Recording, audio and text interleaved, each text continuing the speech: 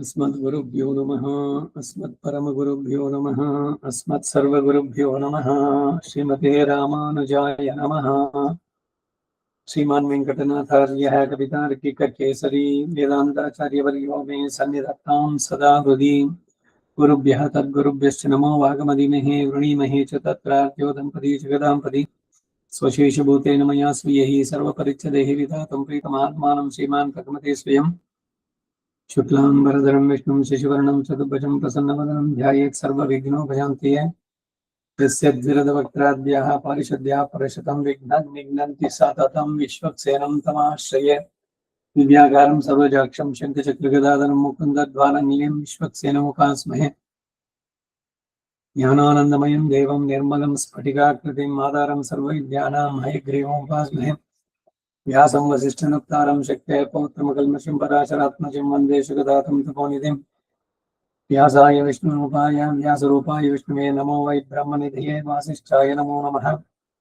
जयति पराशरसूनुः सत्यवती हृदयनन्दनो व्यासः यस्यास्य कमलगलितं वाङ्मयममृतं जगत्पिबति। नारायणं नमस्कृत्य नरं चैव नरोत्तमं देवीं सरस्वतीं व्यासं ततो जयमुदीरयेत्। कृष्णं कमलपत्राक्षं पुण्यश्रवणकीर्तनं वासुदेवं जगद्योनिं नमामि नारायणं हरिं। कृष्णाय यादवेन्द्राय ज्ञानमुद्राय योगिने नाथाय रुक्मिणीशाय नमो वेदान्तवेदिने। नमोऽस्तुते व्यासविशालबुद्धे पुल्लारविन्दाय तपत्रनेत्राय येन त्वया भारततैलपूर्णः प्रज्वालितो ज्ञानमयप्रदीपः। युधिष्ठिरो धर्ममयो महाद्रमः स्कन्दोऽर्जुनो भीमसेनोऽस्य शाखः। माद्रीसुतो पुष्पफले समृद्धे मूलं कृष्णं ब्रह्म च ब्राह्मणाश्च। भीष्मद्रोणतटा जयद्रथजला गान्धार नीलोत्पला शल्यग्राहवती कृपेण मह्ये कर्णेन नीलाकुला। अश्वत्थामा विकर्णघोरमकरा दुर्योधनावर्तिनी स्वोत्तीर्णाः कुलपाण्डवैरणनदीकैवर्तके केशवे। धर्मे चार्थे च कामे च मोक्षे च भरतर्षभ। यदि हस्ति तदन्यत्र यन्ने हस्ति न तत्क्वचित्। महत्त्वे च गुरुत्वे च ध्रियमाणं यतोऽधिकं महत्त्वात् भारवत्वात् च महाभारतमुच्यते। अष्टमयी समेता श्री कृष्णाय परब्रह्मणे नमः। अथ श्रीमन्महाभारते शान्तिपर्वे राजधर्मपर्वः अध्याय 46. ಭೀಷ್ಮನು ಕೃಷ್ಣನ ಸ್ತುತಿಪೂರ್ವಕವಾಗಿ ಶರೀರ ತ್ಯಾಗ ಮಾಡಿದ ರೀತಿಯನ್ನ ಜನಮೇಜಯರಾಜನು ವೈಶಂಪಾಯನ ಹೇಳಿದ್ದು. ಅಷ್ಟಮೈಜಿ ಸಮೇತ ಶ್ರೀ ಕೃಷ್ಣಾಯ ಪರಬ್ರಹ್ಮಣೇ ನಮಃ. ಜನಮೇಜಯನು ವೈಶಂಪಾಯನ ಕುರಿತು, ಹೇ ಮುನೀಂದ್ರ, ಶರತಲ್ಪದಲ್ಲಿ ಮಲಗಿದ್ದ ಕುರು ಪಿತಾಮಹ ಹೇಗೆ ಶರೀರ ತ್ಯಾಗ ಮಾಡಿದ, ಅವನ ಅವಸಾನ ಕಾಲದಲ್ಲಿ ಮಾಡಿದ ಯೋಗಧಾರ ಕ್ರಮ ಯಾವುದು, ಅದನ್ನು ತಿಳಿಸಬೇಕು ಅಂತ ಕೇಳಿದಾಗ ವೈಶಂಪಾಯನ, ಹೇ ರಾಜೇಂದ್ರ, ಶುದ್ಧನಾಗಿ ಸಾವಧಾನ ಮನಸ್ಸಿನಿಂದ ಕೇಳು. ಮಹಾತ್ಮನಾದ ಭೀಷ್ಮನ ದೇಹ ತ್ಯಾಗ ಕ್ರಮವನ್ನು ತಿಳಿಸ್ತೇನೆ. ಸೂರ್ಯನ ಉತ್ತರಾಯಣಕ್ಕೆ ತಿರುಗಿದೊಡನೆ ಮಾಘ ಮಾಸದ ಶುಕ್ಲ ಪಕ್ಷದ ಅಷ್ಟಮಿ ತಿಥಿ, ಅದಕ್ಕೆ ಅದನ್ನ ಭೀಷ್ಮಾಷ್ಟಮಿ ಅಂತ ಹೇಳ್ತಾರೆ. ಭೀಷ್ಮ ಶರೀರವನ್ನ ಬಿಟ್ಟ ದಿವಸ, ಭೀಷ್ಮ ಏಕಾದಶಿ ದಿವಸ ವಿಷ್ಣು ಸಹಸ್ರನಾಮ, ಅಷ್ಟಮಿ ಇದರಲ್ಲಿ ಬರುವಂತದ್ದು.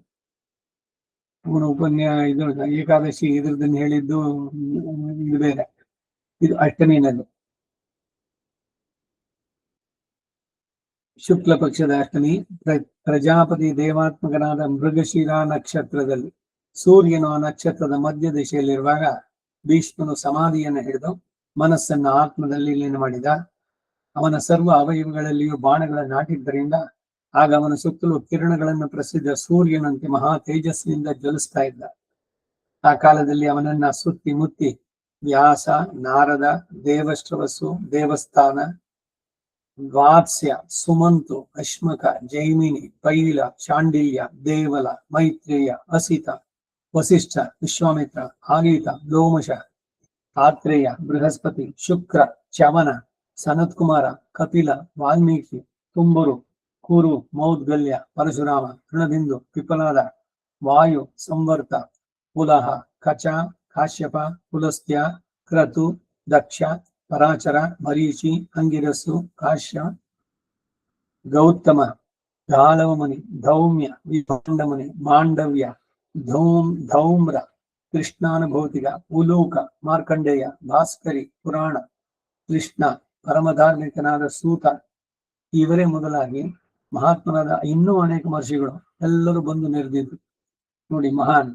ಅವರಿದ್ದಕ್ಕೆ ಎಲ್ಲ ದೇವತೆಗಳು ಇವರಲ್ಲಿ ಸೇರಿದವರು, ವಸುಗಳು ಇವರು ಅವರುಗಳು ಕೂಡ ಸೇರಿದ್ದಾರೆ.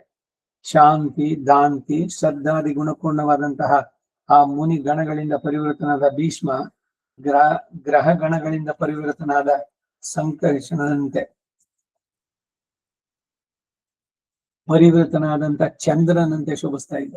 ಸುತ್ತಲೂ ಶರತಲ್ಪದಲ್ಲಿ ಹೊರಗಿದ್ದ ಹಾಗೆ ಪುರುಷ ಶ್ರೇಷ್ಠನಾದ ಭೀಷ್ಮನು ಬದ್ಧಾಂಜಲಿಯಾಗಿ ಮನೋವಾಕಾಯಗಳೆಂಬ ತ್ರಿಕರಣಗಳಿಂದಲೂ ಭಗವಂತನಾದ ಶ್ರೀಕೃಷ್ಣನನ್ನೇ ಅನುಸಂಧಾನ ಮಾಡುತ್ತಾ ಜಗತ್ಪತಿಯು, ಯೋಗೇಶ್ವರನು, ಆತ್ಮಯೋನಿಯು, ಅನಾದಿ ನಿಧನವಾದಂತ ವಾಸುದೇವನನ್ನ ಸ್ತೋತ್ರ ಮಾಡತೊಡಗಿದ.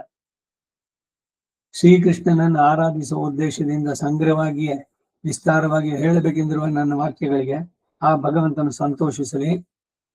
ಶುದ್ಧನು, ಶುದ್ಧ ಸ್ಥಾನದಲ್ಲಿ ನೆಲೆಗೊಂಡಿರುವನು, ಹಂಸ ಶಬ್ದವಾಚನು, ಎಲ್ಲಕ್ಕಿಂತಲೂ ಮೇಲಾದವನು, ಪರಮ ಎಂಬ ಉಚ್ಚ ಸ್ಥಾನದಲ್ಲಿ ಇರ್ತಕ್ಕವನು, ಪ್ರಜಾಧಿಪತಿಯಾದಂತಹ ಪರಮಾತ್ಮನನ್ನ ಯೋಗ ಸಮಾಧಿಯಿಂದ ನನ್ನ ಆತ್ಮದಲ್ಲಿ ಏಕೀಕರಿಸಿ ಮಾರಿ ಹೋಗ್ತಾ ಇದ್ದೇನೆ, ಶರಣು ಹೋಗ್ತಾ ಇದ್ದಾನೆ. ಪ್ರಪತ್ತಿ ಆದಿ ಹಂತಗಳಿಲ್ಲದ ಆ ಪರಬ್ರಹ್ಮನನ್ನ ದೇವತೆಗಳಾಗಲಿ ಋಷಿಗಳಾಗಲಿ ಯಾರೂ ತಿಳಿದವರಿಲ್ಲ. ಲೋಕಕರ್ತನಾದ ಆ ನಾರಾಯಣ ಒಬ್ಬನೇ ತನ್ನನ್ನು ತಾನು ತಿಳಿಯವಲ್ಲ. ಯಾರಿಗೂ ಕಾಣಕೊಡಾದವನ್, ಮಣ್ಣವರ್ಕು ಮೆಣ್ಣವರ್ಕು ಮರಿಯಾದವನ್, ಹೀಗೆಲ್ಲ ಆಳ್ವಾರ್ಗಳು ಕೊಂಡಾಡ್ತಾರೆ. ಸಹಜವಾಗಿ ಯಾರ ಕಣ್ಣಿಗೂ ಕಾಣಿಸೋಲ್ಲ. ಆದ್ರೆ ಯಾರು ಅವನನ್ನೇ ನೋಡ್ಬೇಕು ಅಂತ ತೀವ್ರವಾಗಿ ಪ್ರಯತ್ನ ಮಾಡಿದವರಿಗೆ ಕಂಡು ಇದ್ದಾನೆ. ಚರ್ಮಚಕ್ಷಸ್ಸಿಗೆ ತೋರ್ತಾನೆ. ಅವನ ಕೃಪಾದೃಷ್ಟಿಯಿಂದ ಅವನೇ ಅನುಗ್ರಹಿಸಿದ್ದೆ. ಎಮೇ ವೈಶ್ಯವೃಣತೆ ತೇನ ಲಭ್ಯ ಅಂತ ಹಿಂದೆ ಕಠೋಪನಿಷತ್ತಿನ ಮಾತು ಹೇಳಿದಂತೆ. ಯೋಗಿ ಹೃದಯನ ಗಮ್ಯಂ, ಯೋಗಿಗಳಿಗೆ ಅವರ ಹೃದಯದಲ್ಲಿ ಜ್ಞಾನಕ್ಕೆ ವಸ್ತುವಾಗಿ ಅವನು ಕಾಣಿಸ್ತಾನೆ ಅನ್ನುವಂಥದ್ದು.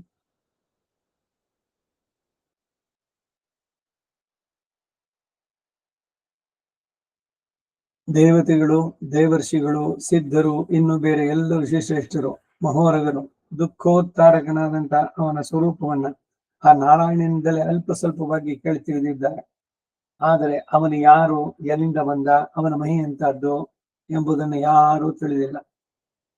ಕೋಶದಲ್ಲಿರುವ ಹುಳುಗಳಂತೆ ಸಮಸ್ತ ಪ್ರಜೆಗಳೊಡನೆ ಪ್ರಪಂಚವೆಲ್ಲವೂ ಯಾವನಲ್ಲಿ ಅಡಗಿದೆಯೋ, ಯಾವನಲ್ಲಿ ಸಮಸ್ತ ಭೂತಗಳು ದಾರದಲ್ಲಿ ಪೋಣಿಸಿದ ಮಣಿಗಳಂತೆ ನೆಲೆಸಿದ್ದೋ, ಯಾವನಲ್ಲಿ ಲಯಿಸುವುತೋ, ಅಧ್ಯಾತ್ಮ ತತ್ವವನ್ನು ಅರಿತವರು ಯಾವನನ್ನ ವಿಶ್ವಕರ್ತ ಅಂತಾರೋ, ಸ್ಥಾವರ ಜಂಗಮಗಳಿಗೆಲ್ಲ ಪತಿ ಎಂದು, ಲೋಕಕ್ಕೆ ಅಧ್ಯಕ್ಷ ಎಂದು ಕೀರ್ತಿಸ್ತಾರೋ, ಶಾಶ್ವತನು, ವಿಶ್ವ ಶರೀರಗನು ಆದಂತ ಯಾವನಲ್ಲಿ ಚಿದಾತ್ಮಕವಾದ ವಿಶ್ವ ಎಲ್ಲ ದೃಢವಾದ ದಾರದಲ್ಲಿ ಕಟ್ಟಿದ ಪುಷ್ಪಹಾರದಂತೆ ಇದೆಯೋ, ಸಹಸ್ರ ಶಿರಸ್ಸುಗಳು, ಸಹಸ್ರ ಪಾದಗಳು, ಸಹಸ್ರ ಕರಗಳು, ಸಹಸ್ರ ಬಾಹುಗಳು, ಸಹಸ್ರ ನೇತ್ರಗಳು, ಸಹಸ್ರ ಮುಖಗಳು ಉಳ್ಳಂತಹ ವಿಶ್ವಾತ್ಮಕ ಎಲ್ಲ ಬರೀ 1000 ಅಂತಲ್ಲ, ಅನೇಕವಾಗಿದ್ದು ಅಂತ.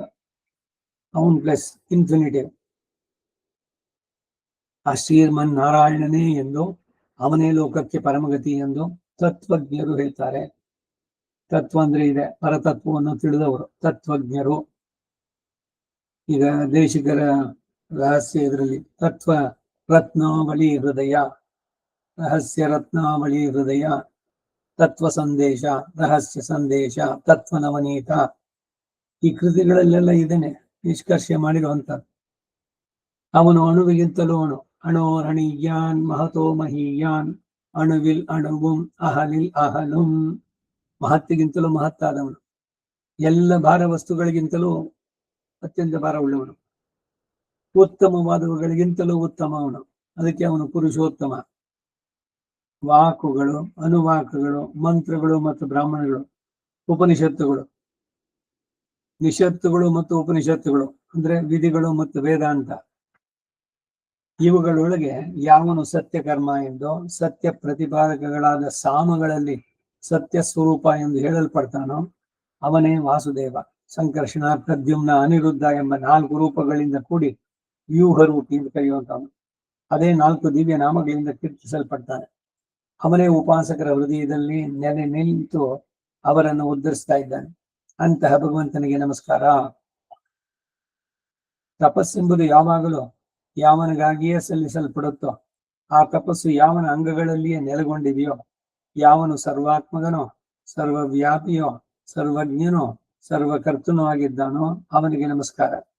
ಭೂಮಿಯಲ್ಲಿ ಬ್ರಹ್ಮ ಶಬ್ದವಾಚಕಗಳಾದ ವೇದಗಳ ರಕ್ಷಣೆಗಾಗಿ ಅರಣಿಯು ಅಗ್ನಿಯನ್ನು ಹೇಗೋ ಹಾಗೆ ಯಾವನನ್ನ ದೇವಿಕಿ ದೇವಿಯೋ ವಸುದೇವನ ಸಂಬಂಧದಿಂದ ತನ್ನಲ್ಲಿ ಪಡೆದಳೋ, ಮೋಕ್ಷಾರ್ಥಿಯಾದವನು ಬೇರೆ ಯಾರನ್ನೂ ಲಕ್ಷಿಸದೆ, ಯಾವುದನ್ನೂ ಮನಸ್ಸಿನಲ್ಲಿ ಆಶಿಸದೆ, ಕಲ್ಮಶರಹಿತನಾದ ಯಾವ ಪರಮಾತ್ಮನನ್ನೇ ಯೋಗ ಬಲದಿಂದ ಹೃದಯಾಕಾಶದಲ್ಲಿ ಸಾಕ್ಷಾತ್ಕರಿಸ್ತಾನೋ ಅಂತವನಿಗೆ ನಮಸ್ಕಾರ.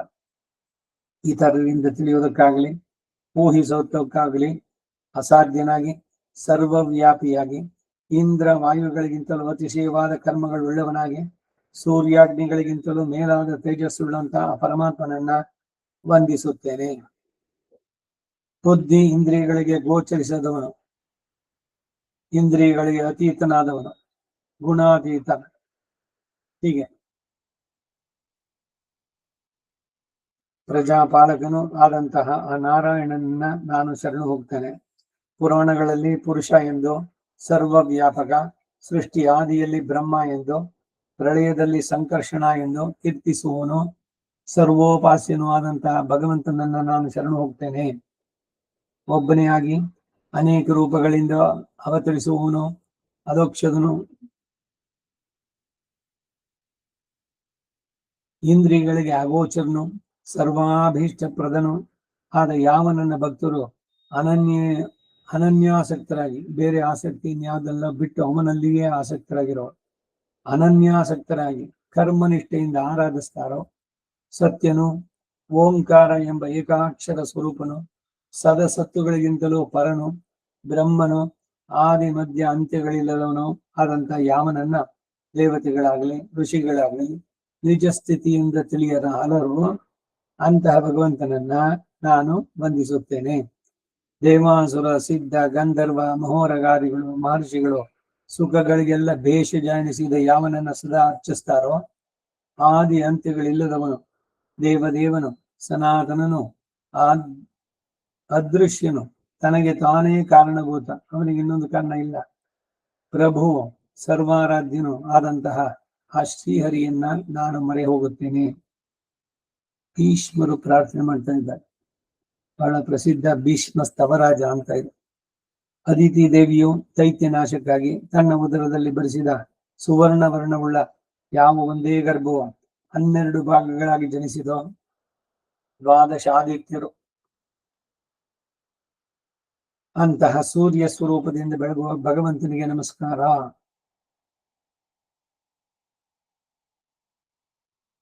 ಶುಕ್ಲ ಪಕ್ಷದಲ್ಲಿ ದೇವತೆಗಳನ್ನ, ಕೃಷ್ಣ ಪಕ್ಷದಲ್ಲಿ ಪಿತೃಗಳನ್ನ ಅಮೃತದಿಂದ ತೃಪ್ತಿಗೊಳಿಸುವ ಮತ್ತು ದ್ವಿಜರಿಗೆಲ್ಲ ದ್ವಾಜ ಎನಿಸಿದಂತಹ ಚಂದ್ರ ರೂಪಿಯಾದ ಭಗವಂತನಿಗೆ ನಮಸ್ಕಾರ. ಅಗ್ನಿಮುಖರೆನಿಸಿದ ದೇವತೆಗಳಿಂದ ಭರಿಸಲ್ಪಡುವ ಈ ಜಗತ್ತಿನಲ್ಲಿ ಮೊದಲನೆಯ ಹವಿಸ್ಸನ್ನು ಭುಜಿಸತಕ್ಕಂತಹ ಅಗ್ನಿಹೋತ್ರ ಸ್ವರೂಪಿಯಾದ ಭಗವಂತನಿಗೆ ನಮಸ್ಕಾರ. ಅಗ್ನಿಂ ಪ್ರಥಮಂ ಯಜೇತ್ ಅಗ್ನಿಮುಖ ಏವ ದೇವತಾ ಪ್ರೀಣಾತಿ. ಅಚ್ಛಿದ್ರದಲ್ಲಿ ಬರುತ್ತೆ, ಮೊದಲು ಅಗ್ನಿಗೆ ಹವಿಸ್ಸನ್ನ ನೀಡ್ಬೇಕು, ಅಗ್ನಿಮುಖದಿಂದ ಆಮೇಲೆ ಇಂದ್ರಾಯ ಸ್ವಹ, ಚಂದ್ರ, ಯಾರ್ಯಾರು ಹೇಳ್ತಿರೋ ಅದೆಲ್ಲ. ಅವನು ಹವ್ಯವಾಹನನಾಗಿ ನೀವು ಕೊಟ್ಟ ಹವಿಸ್ಸನ್ನ ಆಯಾಯ ದೇವತೆಗಳಿಗೆ ತಲುಪಿಸ್ತಾನೆ. ಇದೇ ಅಗ್ನಿ ಕವ್ಯವಾಹನಾಗಿ ಶ್ರಾದ್ದದಲ್ಲಿ ಪಿತೃಗಳಿಗೆ ಅವನ ಮೆಸೆಂಜರು, ನೀವು ಕೊಟ್ಟಿದ್ದನ್ನ ತಗೊಂಡೋಗಿ ಅವನು ತಲುಪಿಸ್ತಾನೆ ಅವರಿಗೆ. ಅಲ್ಲಿ ಅವನು ಕವ್ಯವಾಹನ. ಹೀಗೆ ಆ ಅಗ್ನಿಯ ರೂಪದಲ್ಲಿರುವಂತವನೇ ಭಗವಂತ ಅಂತಾರೆ ಇವರು. ಮಹತ್ತಾದ ಅಜ್ಞಾನಾಂಧಕರದಿಂದಾಗಿ ಈಚೆಗೆ ಅಪಾರ ತೇಜಸ್ಸಿಂದ ಬೆಳಗುವಂತಹ ಯಾವನನ್ನ ತಿಳಿದವನು ಮೃತ್ಯುವನ್ನು ಜಯಿಸ್ತಾನೋ ಅಂತಹ ಜ್ಞೇಯ ಸ್ವರೂಪನಾದ ತಿಳಿಯತಕ್ಕ ವಸ್ತುವಾದ ಆ ಭಗವಂತನಿಗೆ ನಮಸ್ಕಾರ. ಸಾಮಗರು ಬೃಹತ್ ಸಾಮದಲ್ಲಿಯೋ, ಸಾಮಗಾನ ಸಾಮವೇದಿಗಳು, ಋಗ್ವೇದಿಗಳು ಉಕ್ತ ಎಂಬ ಮಂತ್ರದಲ್ಲಿಯೋ, ಯಜುರ್ವೇದವರು ಯಾಜುಷರು ಅಗ್ನಿ ಚಯ ಎಂಬ ಮಹಾಯಾಗದಲ್ಲಿಯೋ ಯಾವನನ್ನ ಉಪಾಸನೆ ಮಾಡ್ತಾರೋ ಅಂತಹ ದೇವಸ್ವರೂಪಿಯಾದ ಭಗವಂತನಿಗೆ ನಮಸ್ಕಾರ. ಪದಗಳನ್ನೇ ಕೈ ಕಾಲು ಮೊದಲಾದ ಅಂಗಗಳನ್ನಾಗಿಯೋ, ಪದ ಸಂಧಿಗಳನ್ನೇ ಬೆರಳುಗಳ ಗಿಣ್ಣುಗಳನ್ನಾಗಿಯೋ, ಸ್ವರ ವ್ಯಂಜನಗಳನ್ನೇ ಭೂಷಣಗಳನ್ನಾಗಿಯೋ ಉಳ್ಳಂತಹ ಅಕ್ಷರಗಳು, ವಾಕು ಯಾವನ ಸ್ವರೂಪಗಳು ಎನಿಸಿದೆಯೋ ಅಂತಹ ವಾಗ್ರೂಪಿಯಾದ ಭಗವಂತನಿಗೆ ನಮಸ್ಕಾರ. ತ್ರೈಲೋಕ್ಯೇತಕ್ಕಾಗಿ ಯಜ್ಞಾಂಗನಾದ ವರಾಹ ರೂಪದಿಂದ ಭೂಮಿಯನ್ನು ಉದ್ಧರಿಸಿದ ಹಿರಿಯಾತ್ಮಕರಾದ ಭಗವಂತನಿಗೆ ನಮಸ್ಕಾರ. ಋಗ್ಯಜು ಸಾಮಗಳೆಂಬ 3 ವೇದಗಳ ಆಧಾರವುಳ್ಳದ್ದಾಗಿ ಪಂಚವಿಧ ಹವಿಸುಗಳಿಂದಲೂ 7 ಬಗೆಯ ಛಂದಸ್ಸುಗಳಿಂದಲೂ ಕೂಡಿದಂತಹ ಯಜ್ಞವೇ ಸ್ವರೂಪವಾಗಿ ಉಳ್ಳಂತಹ ಆ ಯಜ್ಞಮೂರ್ತಿಗೆ ನಮಸ್ಕಾರ. 4, 4, 2, 5 ತಿರುಗಿ 3 ಈ ಅಕ್ಷರ ಸಂಖ್ಯೆಗಳ ಮಂತ್ರಗಳಿಂದ ಮಾಡತಕ್ಕ ಹೋಮವನ್ನೇ ಸ್ವರೂಪವಾಗಿ ಉಳ್ಳ ಆ ಭಗವಂತನಿಗೆ ನಮಸ್ಕಾರ. ಗಾಯತ್ರಿ ಮೊದಲಾದ ಛಂದಸ್ಸನ್ನೇ ಅವಯವಗಳನ್ನಾಗಿಯೋ ಯಾಗವನ್ನ ಶಿರಸ್ಸನ್ನಾಗಿ ರಥಂಕರ ಬೃಹತ್ ಸಾಮ 2 ರೆಕ್ಕೆಗಳಾಗಿ ಹೊಂದಿದಂತಹ ಆ ಯಜಸ್ಸೆಂಬ ಪಕ್ಷಿ ರೂಪದಿಂದ ಬೆಳಗುತ್ತಿರುವ ಸ್ತೋತ್ರ ರೂಪಿಯಾದ ಭಗವಂತನಿಗೆ ನಮಸ್ಕಾರ. ವಿಶ್ವಸೃಕ್ಕುಗಳು ಎಂಬ ಪ್ರಜಾಪತಿಗಳು ನಡೆಸುವಂತಹ ಸಹಸ್ರಸ್ರವ ಎಂಬ 1000 ವರ್ಷಗಳ ದೀರ್ಘ ಸತ್ರಯಾಗದಲ್ಲಿ ಚಿನ್ನದ ರೆಕ್ಕೆಗಳುಳ್ಳ ಪಕ್ಷಿ ರೂಪದಿಂದ ಕಾಣಿಸಿಕೊಂಡಂತ ಋಷಿಯಾದ ಆ ಭಗವಂತನಿಗೆ ನಮಸ್ಕಾರ. ಸತ್ಯವಾಗಿಯೋ ಮೋಕ್ಷ ಕಾರಣಕ್ಕಾಗಿಯೋ ಇರುವ ವೇದಗಳನ್ನ ಧರ್ಮಾರ್ಥ ವ್ಯವಹಾರಗಳು ಎಂಬ ಅಂಗಗಳೊಡನೆ ಸಾಧುಗಳನ್ನ ಸದ್ಗತಿಗೆ ಹೊಂದಿಸತಕ್ಕಂತ ಸೇತುವನ್ನಾಗಿ ಮಾಡಿದಂತಹ ಆ ಸತ್ಯ ಸ್ವರೂಪಿಯಾದ ಆ ಭಗವಂತನಿಗೆ ನಮಸ್ಕಾರ. ಯಾವನನ್ನ ಬೇರೆ ಬೇರೆ ಜನರು ಬೇರೆ ಬೇರೆ ಫಲಗಳನ್ನ ಕೋರಿ ಬೇರೆ ಬೇರೆ ಧರ್ಮಾಚರಣೆಯಿಂದ ಅರ್ಚಿಸ್ತಾರೋ ಆ ಧರ್ಮ ಸ್ವರೂಪಿಗೆ ನಮಸ್ಕಾರ.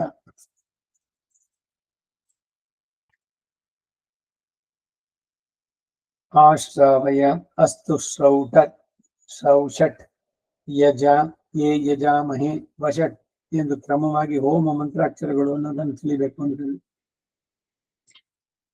ಭಗವಂತನಿಗೆ ನಮಸ್ಕಾರ. ಯಾವುದರಿಂದ ಪ್ರಾಣಿಗಳು ಎಲ್ಲವನ್ನು ಪಡೆಯುತ್ತೋ, ಯಾವುದು ಪ್ರಾಣಿಗಳಲ್ಲಿ ಉನ್ಮಾದ ಎನಿಸಿದೆಯೋ ಅಂತಹ ಕಾಮ ಸ್ವರೂಪಿಯಾದ ಭಗವಂತನಿಗೆ ನಮಸ್ಕಾರ. ಇಂದ್ರಿಯ ಗೋಚರವಾದ ಶರೀರಗಳಲ್ಲಿ ಅಡಗಿದ್ರೋ ಯಾವನನ್ನ ಮಹರ್ಷಿಗಳು ಹುಡುಕ್ತಾ ಇದ್ದಾರೋ ಅಂತಹ ಸೂಕ್ಷ್ಮ ರೂಪಿಯಾಗಿ ಆ ದೇಹಕ್ಕೆ ಸಾಕ್ಷಿಯಾಗಿ ಅವರಲ್ಲಿ ನೆಲೆಗೊಂಡಿರುವಂತಹ ಆ ಕ್ಷೇತ್ರ ರೂಪಿಯಾದ ಭಗವಂತನಿಗೆ ನಮಸ್ಕಾರ.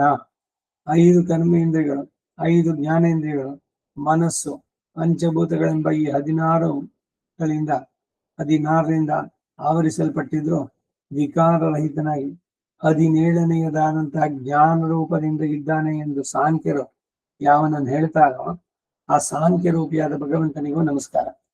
ಇಂದ್ರಿಯಗಳನ್ನು ಅಡಗಿಸಿ ಶ್ವಾಸವನ್ನು ನಿಗ್ರಹಿಸಿ ನಿದ್ರಾದಿಗಳನ್ನು ಜಯಿಸಿ ಯೋಗವನ್ನು ಹಿಡಿದವರು ಯಾವನನ್ನ ಜ್ಯೋತಿ ರೂಪದಿಂದ ಕಾಣ್ತಾರೋ ಅಂತಹ ಯೋಗ ಸ್ವರೂಪಿಯಾದ ಭಗವಂತನಿಗೆ ನಮಸ್ಕಾರ.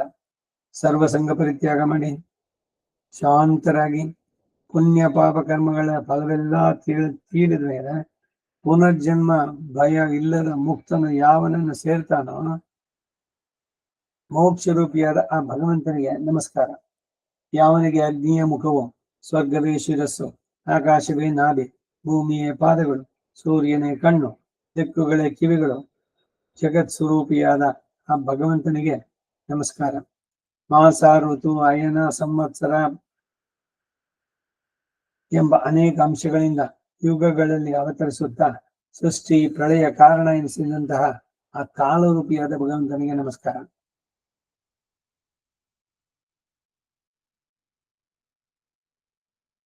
ಕಾಲಶ್ಚ ನಾರಾಯಣ ಸಹಸ್ರ ಯುಗಗಳಿಂದ ಆಚೆಗೆ ಮಹಾಜ್ವಾಲಗಳಿಂದ ಕೂಡಿದ ಅಗ್ನಿಯಾಗಿ ಲೋಕವನ್ನೆಲ್ಲ ದಹಿಸುವಂತಹ ತೀವ್ರ ರೂಪಿಯಾದ ಭಗವಂತನಿಗೆ ನಮಸ್ಕಾರ. ಮಹಾ ಅಗ್ನಿಯಾಗಿ ಕಾಳ್ಗಿಚ್ಚು ಅಂತ ಹೇಳ್ತೆ, ವಡಬಾನಲ, ಹೀಗೆ ಲೋಕಗಳನ್ನೆಲ್ಲ ದಹಿಸುವಂತಹ ತೀವ್ರ ರೂಪಿ ಸಮಸ್ತ ಭೂತಗಳನ್ನ ದಹಿಸಿದ ಮೇಲೆ ಲೋಕವೆಲ್ಲವನ್ನ ಏಕಾರ್ಣವನ್ನಾಗಿ ಮಾಡಿ ತಾನು ಮಾತ್ರ ಒಬ್ಬ ಬಾಲನ ರೂಪದಿಂದ ನಿರ್ಮಿಸುವಂತಹ ಮಾಯಾರೂಪಿಯಾದ ಆ ಭಗವಂತನಿಗೆ ನಮಸ್ಕಾರ.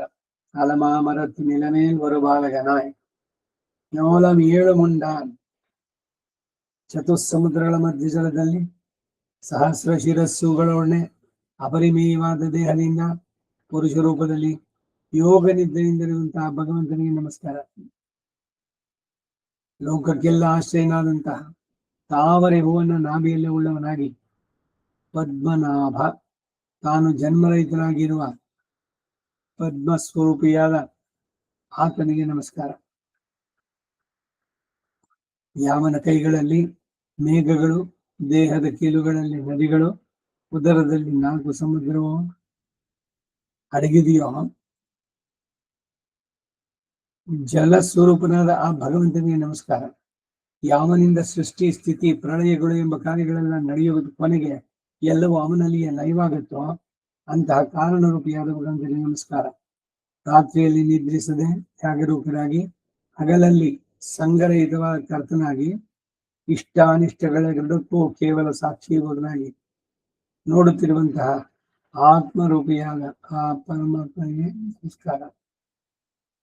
ಸ್ವಪ್ರಯೋಜನ ಇಲ್ಲದೆ ಧರ್ಮ ಕಾರ್ಯಕ್ಕಾಗಿಯೇ ಯತ್ನಿಸುವ ಸರ್ವೇಶ್ವರನಿಂದ ಕಾರ್ಯರೂಪಿಯಾದ ಭಗವಂತನಿಗೆ ನಮಸ್ಕಾರ. ಯಾವನ ಮುಖ, ಬಾಹುಗಳು, ತೊಡೆಗಳು ಮತ್ತು ನಾಗುಗಳು ಇವು 4 ಕ್ರಮವಾಗಿ ಬ್ರಹ್ಮ, ಕ್ಷೇತ್ರ, ವೈಶ್ಯ, ಶೂದ್ರ ಎಂಬ 4 ವರ್ಣದವರ ಆಶ್ರಯವಾಗಿದೆಯೋ ವರ್ಣಾತ್ಮಕನಾದ ಆ ಭಗವಂತನಿಗೆ ನಮಸ್ಕಾರ. ಅನ್ನಪಾನಗಳನ್ನ ಸಾಧನವಾಗಿ ಹೊಂದಿ ಇಂದ್ರಿಯಗಳ ವೃದ್ಧಿಗೂ ದೇಹ ಪೋಷಣೆಗೂ ಆಧಾರ ಎನಿಸಿ ಪ್ರಾಣಾತ್ಮಕನಾದ ಆ ಭಗವಂತನಿಗೆ ನಮಸ್ಕಾರ. ಪ್ರಾಣಾಧಾರಗಳಾದ ಭಕ್ಷ್ಯ, ಭೋಜ್ಯ, ಚೋಷ್ಯಗಳೆಂಬ 4 ಬಗೆಯ ಅನ್ನಗಳು ಪಕ್ವ ಮಾಡುವ ಜಾಟರಾಗ್ನಿ ರೂಪನಾದ ಭಗವಂತನಿಗೆ ನಮಸ್ಕಾರ. ವಿಷಯ ಪ್ರವರ್ತಕರಾದ ಮನುಷ್ಯರ ಗುಣಕ್ಕೆ ತಕ್ಕಂತೆ